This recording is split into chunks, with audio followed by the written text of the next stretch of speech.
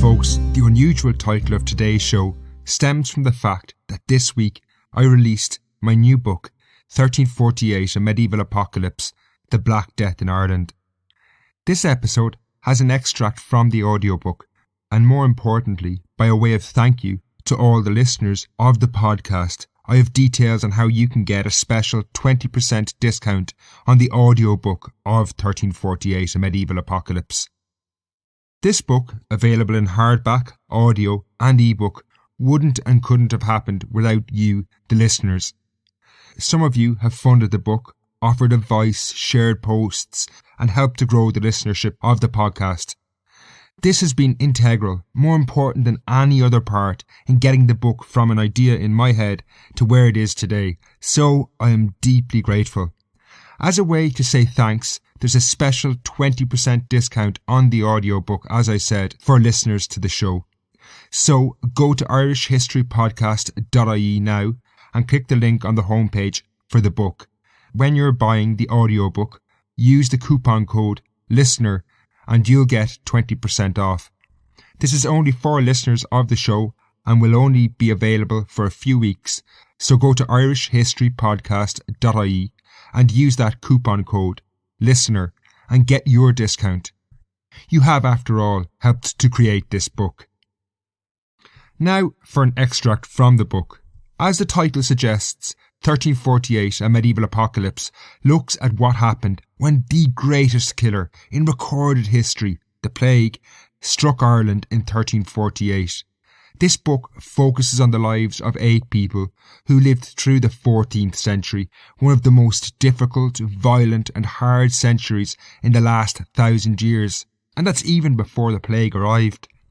Of these 8 people, some were survivors, others were not, falling victim to war or disease along the way. However, all their stories are fascinating. From a woman like Gilles de Burgh, who found herself an outlaw in the 1330s, to one of the most powerful men of the age, James Butler, the 2nd Earl of Ormond, the history of the period is captivating. Each chapter is also laced with fascinating detail from ordinary life during the late Middle Ages. The next part of the show is the first few pages from chapter 6, entitled The Great Mortality, which looks at the arrival of the Black Death as chronicled by Friar John Klyn from Kilkenny.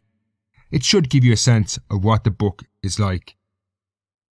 There was little glory in John Klyn's life. Having joined the Franciscan order and committed himself to a life of poverty, he tended to the needs of the poor who lived around St. Francis's Friary in Kilkenny. This was far from easy work. Kilkenny, like all medieval towns, was filthy. The town vermin were well fed from the cesspits, middens of human waste and rubbish. The town fountains were little better. In 1337, the mayor had to issue an order prohibiting their use for washing animal intestines.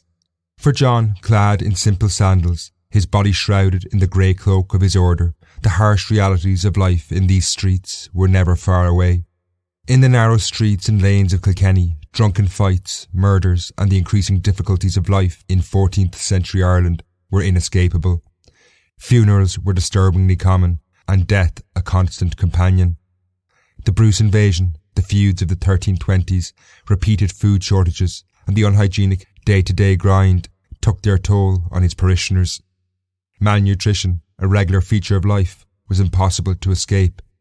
Predictably, by the late 1340s, he lived amongst the people whose health and ability to resist disease suffered. Nevertheless, amidst such difficulties, life continued, and there were few celebrations in the medieval calendar to compare with that of St. John's Eve. While clerics such as John prepared to celebrate the birth of St. John the Baptist, this Christian feast day was merely a thin veneer. On St. John's Eve, June the 23rd, communities gathered around bonfires to mark midsummer, the longest day of the year. The sun scarcely set in the west before light broke across the eastern sky. This was in stark contrast to the coming months of winter, when the sun struggled to rise for more than 8 hours a day. Then many would spend long hours in darkness, gazing into fires, unable to afford candles. However, on St. John's Eve, these dark depths of winter were as distant as they could possibly get. In 1348, as people gathered for this age-old ritual before mesmerising fires, it was a chance to reflect on the months that had passed and what lay ahead. The harvest was not far away, and before they knew it, they would be gathering again to celebrate Michaelmas in late September and hopefully a successful crop. Aside from the hope of a bountiful harvest, the previous few months gave good reason for the Norman colonists to be optimistic about the future. For the Franciscan John Klyn in Kilkenny, it had been many a long year since there had been cause for such hope. He and his fellow colonists faced another major test early in 1348 and again had proven themselves tenacious survivors. The Gaelic Irish from across the Midlands had formed common cause and rose in revolt, attacking the lands of the Butler family around Neenah. The young Earl, James Butler, was still in England, and the town of Neenah in North Tipperary had been burned on St. Stephen's Day, 1349. Settlers were driven off the surrounding lands. For John Klyn, this was deeply worrying. Neenah was no more than a hard day's ride from Kilkenny. While the dark, cold days of early 1348 seemed to offer little more than continued misery, the fresh spring weather had seen a change in fortunes. Gathering their forces from across the south, the Normans had geared up for war and gone on the offensive. Those who carried out the attack on Neenah were hunted down. While John Klyn, as a man of the cloth, did not participate, Fulk de la Freyne, a close friend, led this hunt. Only a few weeks prior to midsummer, Donal O'Kennedy, one of those responsible for the attack on Neenah, had been tried in Thurles, County Tipperary. Found guilty, he was drawn behind the tails of horses through the town, and then he, along with another rebel, was strung up. Buoyed on by these executions, there was also hope that the young Earl of Ormond, James Butler, would soon take up residence in Ireland. His father's death in 1338 had left a power vacuum across the south of Ireland and undoubtedly contributed to the revolt of the O'Kennedys and the other Gaelic Irish families. The presence of the new patriarch of the Butler family in the region would go a long way towards filling this vacuum. It was with a little surprise that John Klyn could reflect that society thrived that summer. However, the hopes, dreams, and perhaps slight anxieties about the upcoming harvest were all misplaced. The coming year would be remembered for one thing, and one thing alone: death. Hopefully now you have a sense of what you will get from the rest of the book. Nearly 5 hours long in total, it's extremely easy to get. Just go to irishhistorypodcast.ie and click on the link to the book on the homepage. As a listener to the show, when you use the coupon code LISTENER, you will get 20% off the regular price of $9.99. As I've said, the book is also available in hardback and ebook as well. That address is irishhistorypodcast.ie. You won't be able to get the book in Amazon or anywhere else. So one last time, irishhistorypodcast.ie, and use your coupon code LISTENER now.